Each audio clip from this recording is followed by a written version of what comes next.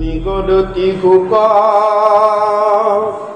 কথায় অনন্তৰে শুনানি পৰীক্ষিত পৰম ভকত উদ্ধৱে বুজিলা কৃষ্ণৰ হয় ইংগিত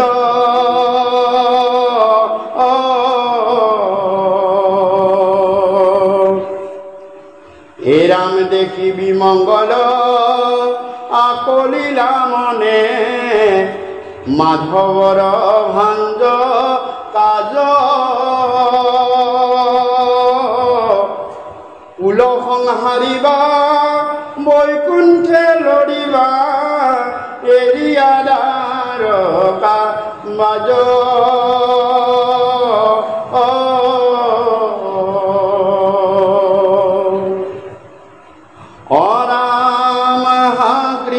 স্বামী বুলন্তে লুতক নয়নর পরাপরে শরীরত শোকে অগণি উধাই অনাম মনে মহামর্ম স্বরে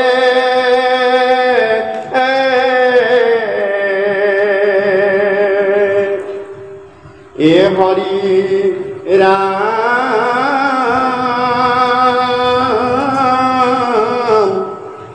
তেজিয়া নিশ্বাস চাপিলন্ত পাখ সন্তাপে আকুল ভাব বিৰল থানত পৰিপ্ৰণামিলা ক্ষীৰে পৰকীয়া পাও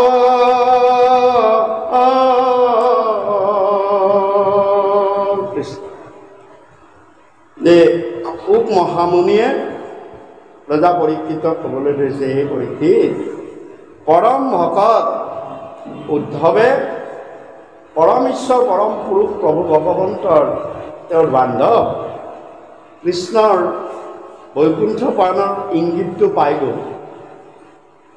কাৰণ তেওঁ এটা ইংগিতৰ কথা ইয়াতে লিখিছে যে তুমি সেইকাৰণে ঋষিৰ খাত ধ্বংস কৰা নাই, তোমাৰ কাৰণে সৰু কথা। কিন্তু মই বুজিছোঁ তুমি ঋষিৰ খাত ব্যৰ্থ নকৰাৰ কাৰণটোৱে হৈছে তোমাৰ এতিয়া যাব হৈছে। আৰু এই উদ্ধৱ যে মনুষ্য হৈছোঁ, সকলোৱে মনুষ্য, সাধু সন্ত মহন্তৰ পৰা চাওকচোন, গুৰুসকলৰ পৰা, শিষ্যসকলৰ পৰা, সংসাৰীসকলৰ পৰা, বৈৰাগ্যসকলৰ পৰা সকলোৱে মনুষ্য। কিন্তু আমি মনুষ্য হ'লে হোৱা মাত্ৰকে 24টা তত্ত্বহে লাভ কৰিছোঁ। এতিয়া 24ৰ পৰা পঞ্চভূত, পঞ্চ জ্ঞানেন্দ্ৰিয়, পঞ্চ কৰ্মেন্দ্ৰিয়, পঞ্চ ত্ৰমাত্ৰ, প্ৰকৃতি, মন, মহত্ব আৰু বুদ্ধিৰ পাওঁ। এতিয়া 24ৰ পৰা যি ঊৰ্ধ্ব ফালে বব, ঊৰ্ধ্ব মানে 25, 26, 27, 28, এইটো ঊৰ্ধ্ব ফাললৈ গ'ল। আৰু 25ৰ তললৈ অহা মানে সি অধোগামী হোৱা, এটা ঊৰ্ধ্বগামী, এটা অধোগামী। অধোগামীত কি আছে যে 19 তত্ত্বত পশু কি নাই, জ্ঞান পাঞ্চেন্দ্ৰিয় পশুৰ নাই। জ্ঞান পঞ্চেন্দ্ৰিয় পশুৰ নাথাকে। সেইকাৰণে কৈছে অজ্ঞান নয়াতি পশু পক্ষী জাতিয়ে ও তাকু অনুগ্ৰহ কৰিয়া কৃপা মই। হে প্ৰভু 19 তত্ত্বলৈ পশু হৈছে, কিন্তু তাক তুমি 5 তত্ত্ব দি দিছা। গজেন্দ্ৰ হিচাপে জন্ম পাইছিল কোনে? ইন্দ্ৰদুম্ন ৰজা, কিন্তু তুমি 5 তত্ত্ব দিয়াৰ লগে লগে এতিয়াও মনুষ্য হ'ল। তাৰ লগত তুমি আৰু দি দিলা, কিমান তত্ত্ব দি দিলা? আৰু তাৰপিছত তুমি যেতিয়া 19 পাছত 24 হ'ল, 24ৰ পাছত তুমি আৰু 4 তত্ত্ব দি দিলা। তেওঁ পৰম ভকত হৈ বৈষ্ণৱ, তেওঁ বৈকুণ্ঠলৈ গমন। তাক অনুগ্ৰহ কৰি আছে গজেন্দ্ৰৰ। গতিকে এই 24ৰ পৰা যে ওপৰ ভাললৈ যাব 26 তত্ত্বত গুৰু তত্ত্ব। আমি সকলোৱে মনুষ্য, আমাৰ কৃপালু গুৰু দুজনাও মনুষ্য হিচাপে জন্ম লৈছে, হয়নে নহয় বাৰু? কিন্তু আমি জানো থওঁ তেখেতসকলক আমাৰ সাধাৰণ মনুষ্য, আমাৰ শাৰীত জানো তেওঁ তেওঁলোকতো মনুষ্য। কিয় তেওঁলোকক আমি ওপৰলৈ দিওঁ? যে তেওঁলোকৰ লগত, গুৰুসকলৰ লগত দুটা বস্তু, সেই দুটা হৈছে প্ৰদত্ত কৰিব পৰা, অলপ আগতে ক'লো নাম, কিন্তু আমাৰ লগত নাম। 2 নম্বৰ জ্ঞান। স্কুলৰ ছাত্ৰ ছাত্ৰীসকল আৰু শিক্ষকজন চবেই মনুষ্য, কিন্তু শিক্ষকজন গুৰু, বাকীবিলাক ছাত্ৰ ছাত্ৰী। দেখিছেনে? কিয়? যে শিক্ষকৰ লগত 2 তত্ত্ব বেছি আছে, তেওঁলোকৰ লগত ছাত্ৰ ছাত্ৰীৰ তুলনাত তেওঁলোকৰ জ্ঞান বেছি আছে। জ্ঞানটো দিব পাৰিব লাগিব, জ্ঞান দিব। গতিকে 24ৰ পৰা আমি যেতিয়া ঊৰ্ধ্বফাললৈ যাম, তেতিয়া 26 তত্ত্বত আমি গুৰু তত্ত্ব লগ পাম। হ'ল তাৰপিছত 28 তত্ত্বত প্ৰভু ভগৱন্ত ঈশ্বৰ তত্ত্ব, পৰম গুৰু, যিটো নেথাকে কৃপালু গুৰুসকলে, যিটোৰ কাৰণে মহাপুৰুষ গুৰুজনাই, মোৰ মহাপুৰুষ কৃপালু গুৰু মাধৱ পুৰুষক কৈছিল, মাধৱ অলপ ঢাকি দিয়া। কি বুলি লিখিছিল? ত্ৰিভুৱন বন্দন দৈৱকী নন্দন এজো হৰি কংকক বৈৰী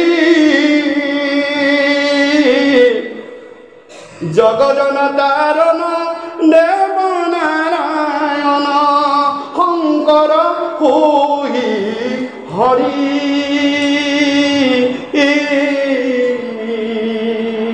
হৈ হৰি বুলি লিখি সতীমাত্ৰ আগবঢ়াই দিলে। কৃপালু গুৰুৱে চাই, মাধৱ অলপ ঢাকি দিয়া। অকল এটা শাৰী তেওঁ ঢাকি দিলে, কি যে জগত ত্ৰিভুৱন বন্দন দৈৱকী নন্দন যো হৰি মাৰল শংখ জগজন তাৰণ দেৱ নাৰায়ণ শংকৰ তাকেৰি অংশ। কিয়? কিয় মাধৱ মহাপুৰুষে সোধা নাই, কিন্তু গুৰুৱে কিয় থয় যে ঈশ্বৰ তত্ত্বত এটা বস্তু হয় যে 2টা তত্ত্ব পৰম গুৰুৰহে ৰাখিছে হাতত, যিটো গুৰুসকলকো দিয়া নাই। সেয়া হৈছে ব্যাপক তত্ত্ব। পৰম ঈশ্বৰ পৰম পুৰুষ প্ৰভু ভগৱন্ত পূৰ্ণ ব্ৰহ্ম অৱতাৰ, সেইকাৰণে ব্যাপক তত্ত্ব তেওঁ বৈষ্ণৱসকলক দেখাই দিছে, নাৰদক দেখাই দিছে। মই সকলোতে আছো, নাৰদে যেতিয়া যায় নাৰদক দেখে, মই সকলোতে আছো, কিন্তু গুৰুসকলে সকলোতে থাকিব, ব্যাপকভাৱে তেওঁলোক থাকিব নোৱাৰে। কোনে পাৰে? কৃষ্ণই পাৰে, পৰম গুৰু। আৰু কৃষ্ণ হৈছে আনন্দ তত্ত্ব। গুৰুসকলৰ আজি আমি কৃপালু গুৰু দুজনাৰ আমি কি মহাপুৰুষে সেৱক, মহাপুৰুষে সেৱকসকলে গুৰু নাম ল'লে আমি ভাব, কিন্তু কিছুমান পন্থী আছে গুৰু নামকটো দেখিবই নোৱাৰে, গুৰু নামে তেওঁলোকক আনন্দ তেওঁলোকক দিব নোৱাৰে। আমাক পাৰে, আমাৰ হৃদয়ত আমি স্থাপন কৰি লৈছোঁ কৃপালু গুৰু দুজনাৰ এখন, আমাক পাৰে, কিন্তু তেওঁলোকক গুৰু নামটোৱে নোৱাৰে, কৃষ্ণ নামটো কিন্তু পাৰে।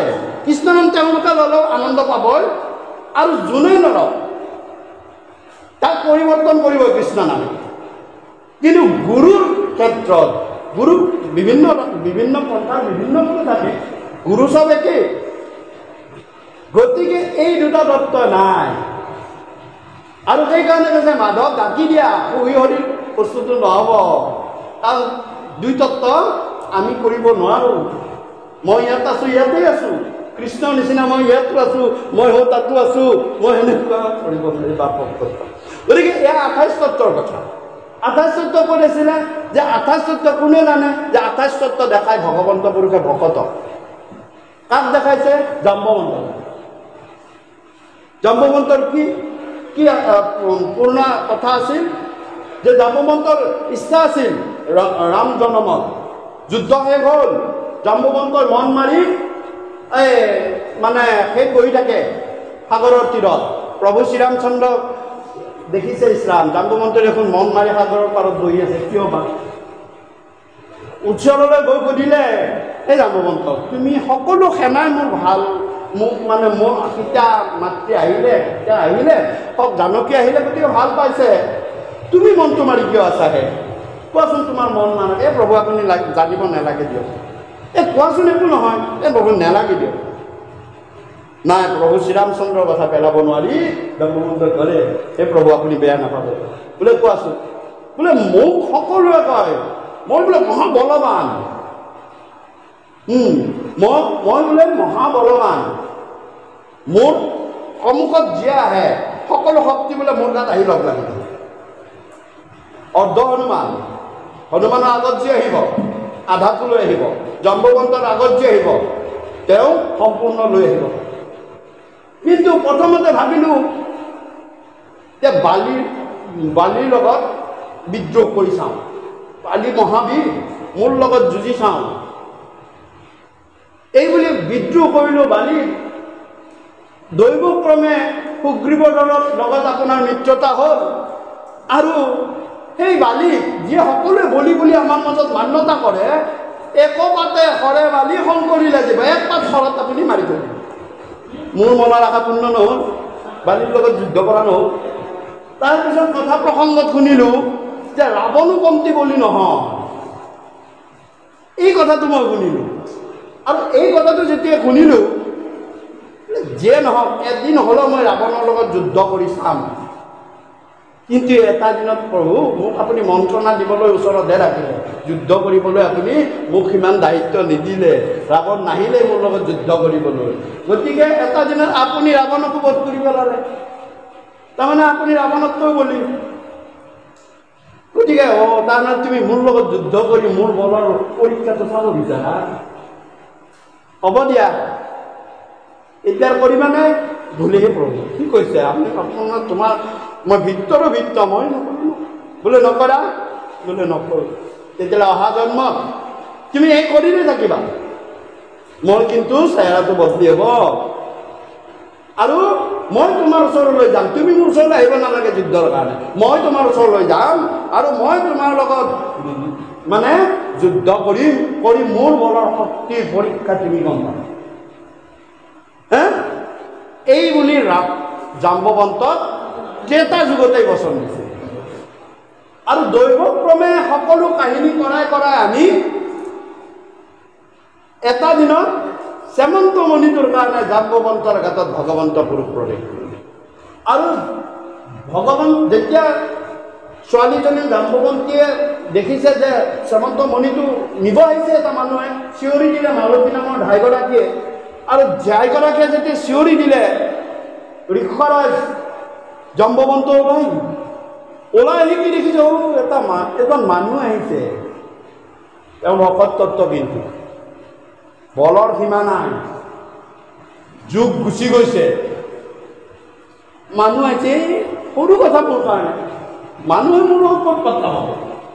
মই ৰাৱণ বালিৰ নিচিনা বীৰৰ লগত যুদ্ধ কৰিম বুলি ভাবি আছিলোঁ। অসামান্য বুলি অমহাক্ৰোধে গৈলা জ্বলি, হে নিচিনি স্বামীক পাছে ধৰিলন্ত যুদ্ধ কাছে। সামান্য মনুষ্য বুলি ভাবিলে, আৰু মনুষ্য 24টা তত্ত্ব আছে 24 দিনত মই হতাই পাৰাম মোৰতো 28 তত্ত্ব আছে ভকত তত্ত্ব আৰু এইদৰে যুদ্ধ কৰিবলৈ আৰম্ভ কৰিলে যুদ্ধ কৰি কৰি কৰি কৰি কৰি 24 দিনৰ দিনা দেখিছে এইটো মনুষ্য নাই গুৰু তত্ত্ব কাৰণ 24 দিনৰ দিনা মোৰ লগত হাৰিব লাগিছিল নাহাৰিলে সম্ভৱতঃ হস্যকৃত হৈছিল যে গুৰু তত্ত্ব আৰু 26 দিনলৈ ভাবিলে গুৰু তত্ত্ব সাৱধানে যুঁজিব লাগে 26 দিনতো নাহাৰিলে জানিলে পৰম ঈশ্বৰ কহুবাৰে নুহিকিন যুজন্তয়া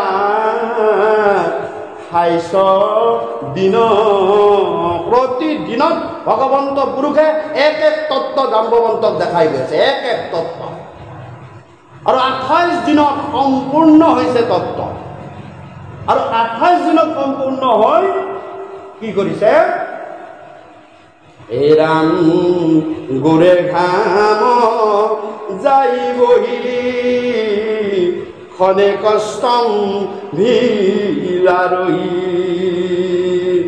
ভৰিলৈকে মানে পানী বৈ গৈছে মাথাৰ পৰা আৰু ভগৱন্তই ভাবিছে এতিয়ালৈ মোক চিনি পোৱা নাই ভগৱন্তই কেতিয়াও ভকতৰ প্ৰহাৰ ভগৱন্ত হৃদয়ত লোৱাৰ নজিৰ আছে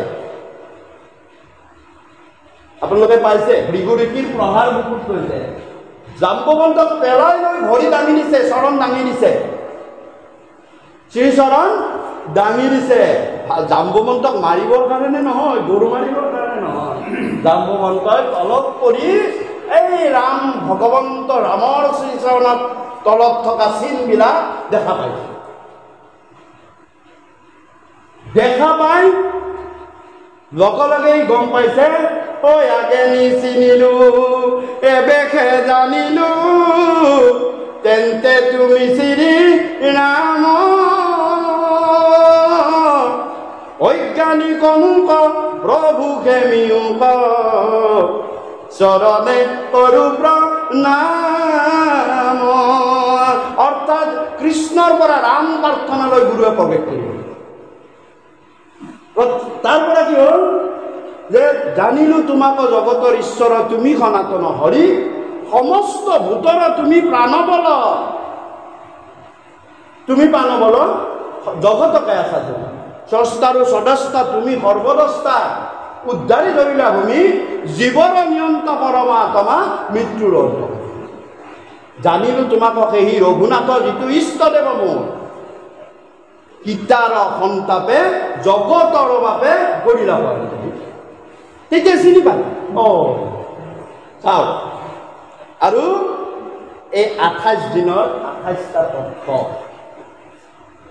এটা পৰম ঈশ্বৰ পৰম পুৰুষ প্ৰভু ভগৱন্ত 28 তত্ত্ব আমি গুৰুৰ সহায়ৰ মাজেৰেহে 28লৈ যাব পাৰিম 26 নম্বৰ ষ্টেপটোত যদি আমি খোজ নিদিওঁ আমি পৰম তত্ত্বক কেতিয়াও জানিব নোৱাৰো সেইকাৰণে কৈছে বিনা গুৰু শৰণে ৰকতি ভকতি মুকুতি ক'ব শুনো 26ত তুমি টাচ কৰিবই লাগিব যদি 28 পাক জানিব বিচাৰি কৰিবই লাগিব তাৰ ব্যতিৰিকে তোমাৰ কোনো উপায় নাই গতিকে এই ভকত প্ৰসংগৰ কথা লৈ আৰু তাৰপিছত উদ্ধৱ প্ৰসংগটো যে বাল্যকালৰ এজন প্ৰভু শ্ৰীৰামচন্দ্ৰৰ এজন বন্ধু আছিল নাম আছিল দেৱশ্ৰুত আছিল আৰু দেৱশ্ৰুতে সৰুৰ পৰা ভগৱান প্ৰভু ৰামৰ লগত খেলা ধেমালি কৰি ডাঙৰ দীঘল হৈছিল আৰু এনেদৰে এটা সময়ত প্ৰভু শ্ৰীৰামচন্দ্ৰই আইমাতৃ জানকীক বিবাহ কৰিলে আৰু দৈৱক্ৰমে এটা দিনত প্ৰভু শ্ৰীৰামচন্দ্ৰ পিছদিনা ৰজা হ'ব লাগে কিন্তু আগদিনা তেওঁ বনলৈ যাবলগীয়া বাধ্য আৰু বনলৈ যাবলগীয়া দিনা পিছদিনা ৰাতিপুৱা যাব ৰাতি দেৱশ্ৰুত আহিছে এটা কাম কৰা ময়ো তোমাৰ লগত যাম বনবাসলৈ আৰু বনবাসলৈ মই যেতিয়া যাম তেতিয়া বনবাসলৈ যাম মোক নিব লাগিব। তেতিয়া প্ৰভু শ্ৰীৰামচন্দ্ৰ কৈছে নহয়, মই তোমাক নিবলৈ নোৱাৰোঁ, কাৰণ মোৰ লগত মোৰ সহধৰ্মিনী হিচাপে জনক নন্দিনী সীতা যাব। মই তেওঁৰ দায়িত্ব লৈছোঁ, তেওঁ মোৰ ভাৰ্যা, গতিকে তেওঁ মোৰ যাব। আৰু পিতৃপুৰুষে আৰু 15-20 মিনিট ৰাইজৰ ভোক লাগিছে, ইয়াতে শেষ কৰিম, বেছি নাই।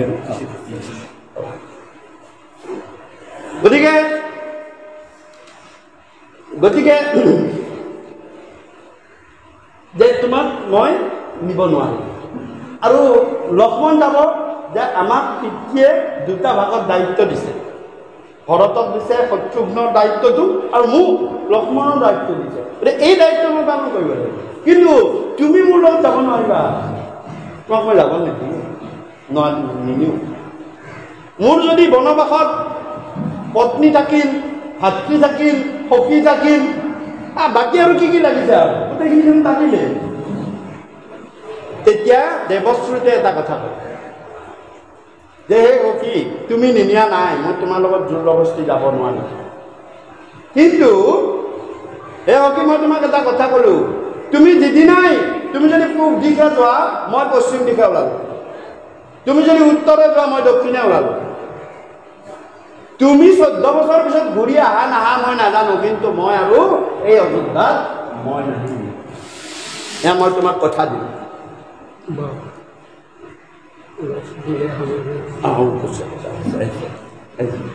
গতিকে মই তোমাক কথা দিলোঁ, তেনেকৈ ক'লে।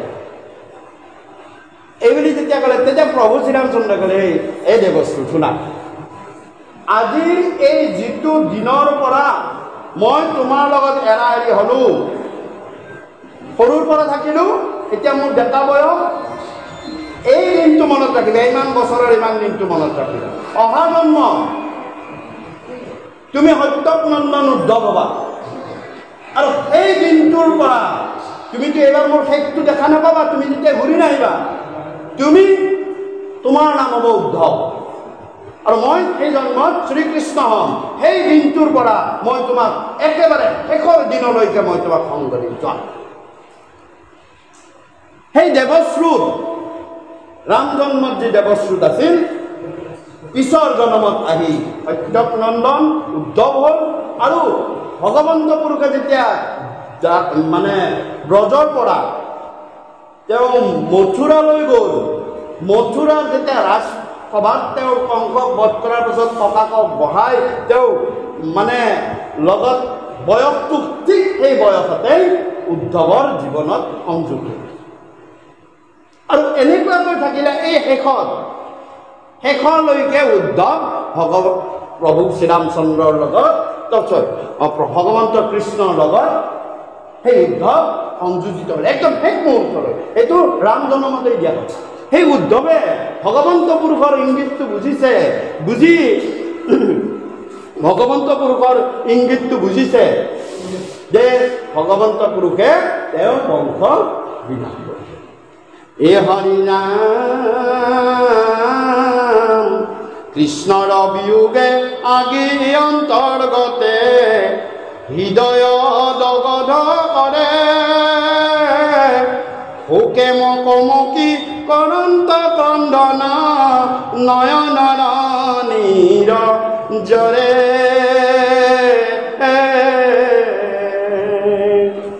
হে ৰাম কটুক্ষণে আহি মুখ মুচি পাছে, উঠিয়া নমায়া মাথ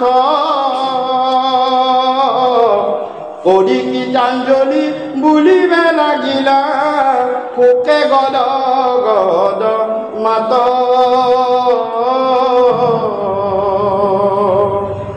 বংশক সংহৰি এৰি তুমি ভূমি, যাইবা জানিলো আগে।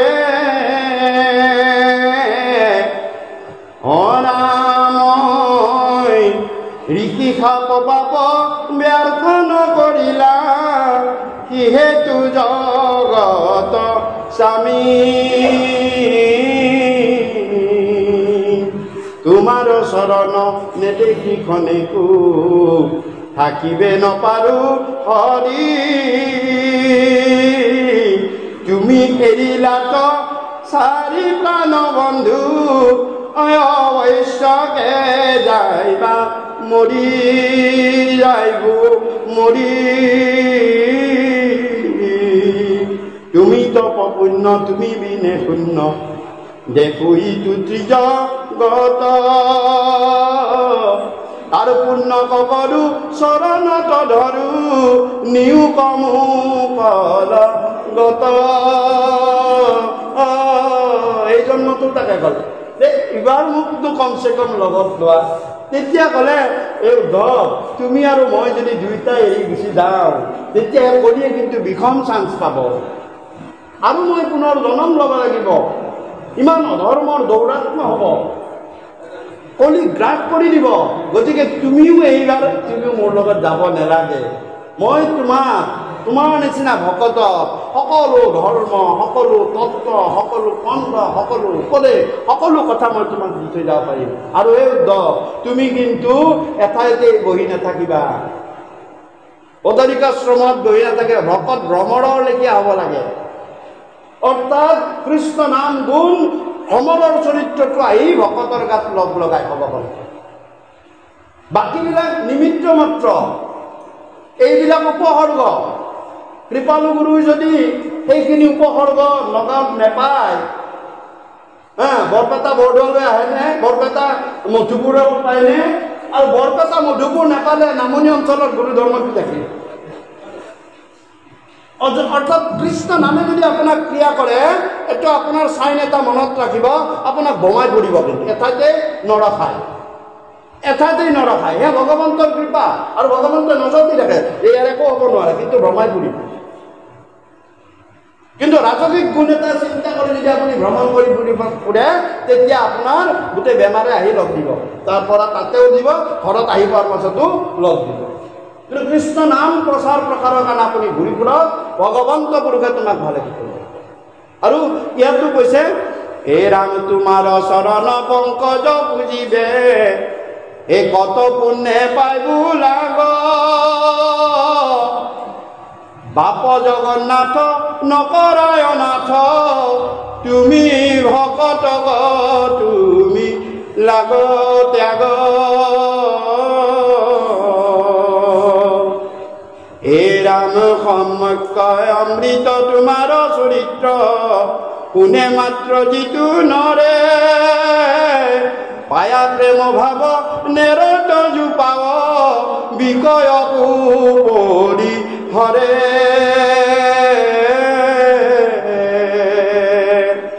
শয়নে ভোজনে স্নান গোপস্থানে সদা সেৱা কৰো আমি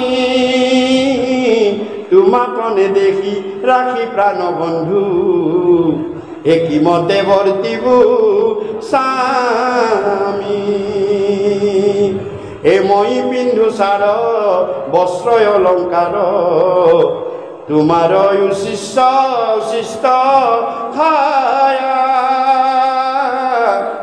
অৰাম ধৰাই আছে চিত্ত কিনো বিপৰীত তৰি বুৰুস্তৰ মায়া গতিকে কৈছে হে প্ৰাণবন্ধু মোক তুমি এৰি নেযাবা তোমাৰ উচিষ্ট খায়ে মই ডাঙৰ হৈছোঁ তোমাৰ সকলোখিনি চৰণ সেৱা কৰিয়েই মোৰ জীৱনটো মই তোমাৰ চৰণ সেৱা কৰিছোঁ গতিকে তোমাৰ সেৱাই মোৰ প্ৰধান কাম আৰু তোমাক যদি মই সেৱা কৰিব নাপাওঁ মই কি কৰিম মই কাৰ সেৱা কৰিম মই কাৰ কথা মই কাৰ উচিষ্ট খাম গতিকে মোকো তুমি লগত লৈ যোৱা উদ্ধৱক কি বুলি কৈছে যে চাৰিত্ৰিক মহন্ত উদ্ধৱ মহন্ত কুতক কি বুলি কৈছে কি মহন্ত বুলি কৈছে কুতক কৈছে যে কৰ্মস্থান মহন্ত কৰ্মৰ দ্বাৰা মহন্ত হৈছে তেওঁলোকে অকুলিম দেখিছেনে তুমি এনে মহন্তক ভাগ্য পাইলো লা তোমাৰ নিচিনা মহন্ত কোনে কৈছে বেদজ্ঞ ঋষিসকলে কৈছে আৰু ৰজা পৰীক্ষিতক কৈছে স্বভাৱে মহন্ত হৈল শিশু স্বভাৱে মহন্ত দেখিছেনে উদ্ধৱক কৈছে তুমি হে উদ্ধৱ তুমি কি সন্ত তুমি কি মহন্ত হোৱাকে অৰ্থাৎ সন্ত পৰ্যায়ত থাকি কৃষ্ণ কথা একান্ত মনে শ্ৰৱণ কৰিব, সেইটো সন্ত পৰ্যায়।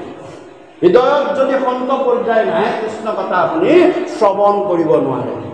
মনত ৰাখিব, কোনে পৰা নাছিল যে কংসই পৰা নাছিল, কোনে পৰা নাছিল হিৰণ্যকশিপুৱে পৰা নাছিল, কোনে পৰা নাছিল দন্তবক্ৰ শিশুপালে কৃষ্ণৰ গুণ শ্ৰৱণ কৰিব পৰা নাছিল, কাৰণ তেওঁলোকৰ ভিতৰত অহংকাৰেৰে পৰিপূৰ্ণ আছিল। হৃদয়ত যেতিয়া নিৰ্মল ভাৱ লৈ ভগৱন্ত ঈশ্বৰৰ গুণসমূহক যিটো শুনিতে উদ্যম কৰে নৰ তেখনৰ পৰা এইটো জানিবা নিশ্চয় কৰি হৰিল অতি শুদ্ধ নিমখৰ।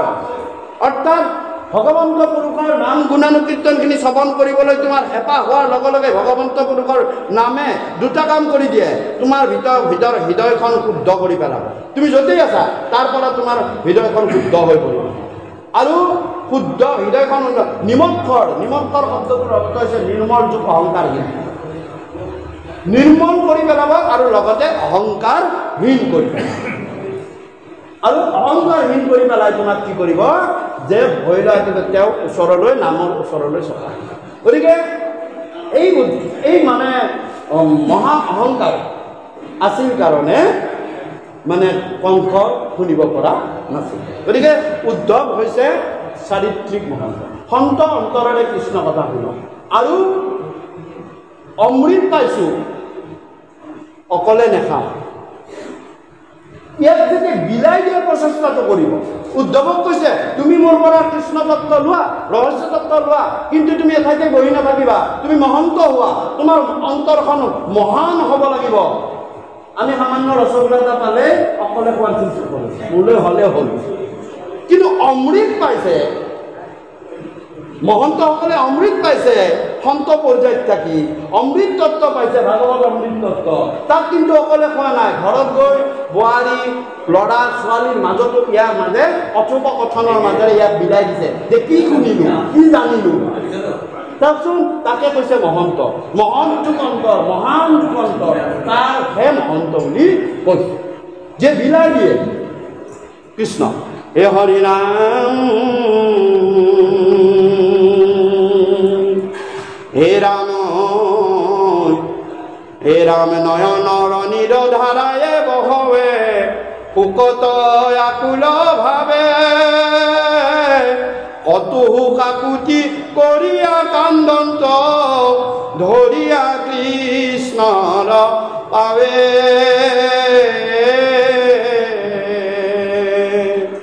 ইহে নয় অৰুণ চৰণ দুখানি এতে যিজু বুকুণ সত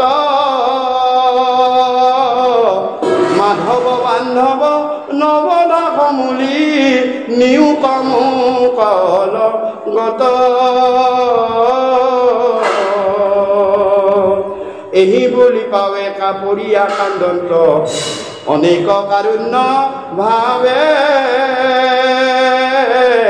দশু দিশে দুখে দেখোন তই আন্ধাৰ চেতন নাইকে গাৱে এই ভকতৰ দুখ দেখি ভগৱন্ত এই ভৈলন্ত নেত্ৰ সজল অসন্তোষে কিছু চপৰাইলা মাথ অনাম সংকোচ মুখ কমল কিবা এক কৰিব হে হৰি ৰাম শুনা নৰ লোক মহন্তৰ শোক দেশ দুখ কেন মত ধন জন জন জীবন যৌবন জানা হবে সত ইতিক্ষণে পৰৈ নৰত নুইতো জীবন জলৰ ৰেখা সততে চিন্তিও কৃষ্ণৰ চৰণ মৰণ এবো নেদেখা ভকতিৰ দেখি আশ্চৰ্য মহিমা হৰিও হইল বিস্ময় হেন জানিওতো হৰিৰ নামত তেজিও ভাৱে হে দেৱৰ পৰম ঈশ্বৰ মাধৱ ধৰ্মৰ ঈশ্বৰ নাম সুদৃঢ় বিশ্বাস কৰি নিৰন্তৰে ডাকি বোলা ৰাম ৰাম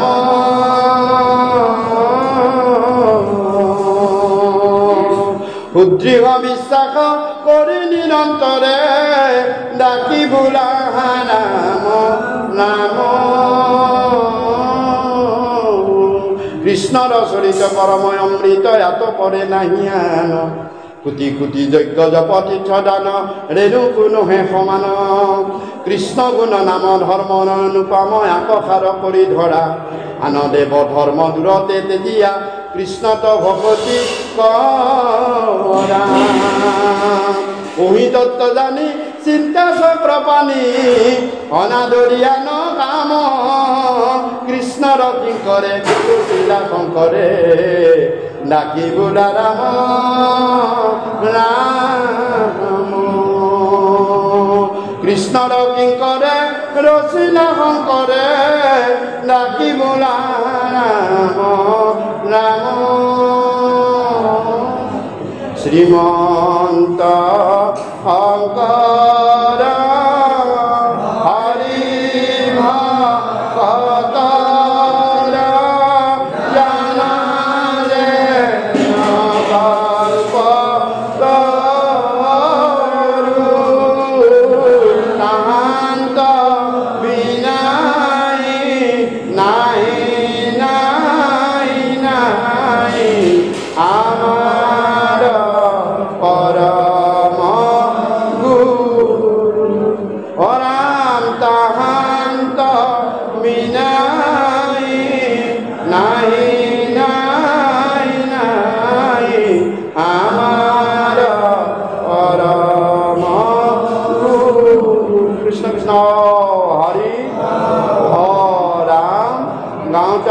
কৰ্ণপাতি শুনোতা সবাৰে কুশল মংগলাৰ্থে হৰি বল হৰি বল হৰি বল হৰি বল হৰি